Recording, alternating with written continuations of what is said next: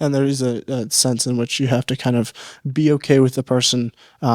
You send them out on their own, and then they don't, they die. They're not able to make it, which goes against a lot of it. If Yeah, it's hard to feel good. do. You need to have a, what I describe, how I think about it is you need to have a soft exterior but a steely core.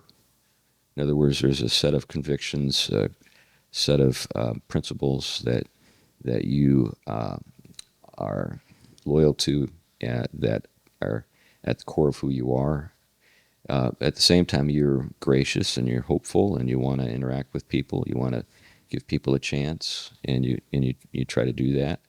And just because maybe it doesn't work out with you, that doesn't mean it won't work out with somebody else down the road. So the guy I was talking about, his name is Jim. He's doing great today. He lives in Trinidad. He went back to the islands, and he's an older guy now, and is drug free and living for the Lord, doing well. But so it wasn't the end of the story, Right. when I said you're out. And I can think of other situations. So let me give you an example. So I remember I got a call at the church one time from this desperate woman, and she was in a rough part of town. I was involved in urban ministry, so the part of town I was in wasn't all that great, but she was in a really bad area.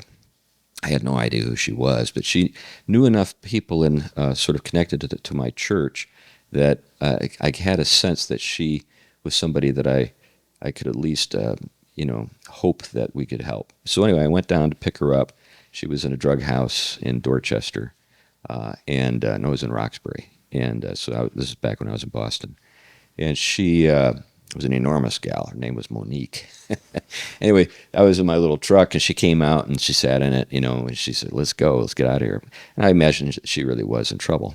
But anyway, to make a long story short, we found someone in the church who was willing to bring her in for a period of time. And she terribly took advantage of this person, stole thousands of dollars from this person that was willing to open her house. And we eventually had to bring in the police to get her out. Hmm. Yeah. So it does go. That happens a lot. Yes. That's not the exception. Yeah. You could say that's the rule. Yeah. No, that does feel like most of the people who are in these programs or in these situations, they are. There's a tendency when they get a hold of or are in proximity to resources to just grab as much as they can before they head back, or before they're inevitably they kind of know the time is limited. Yeah.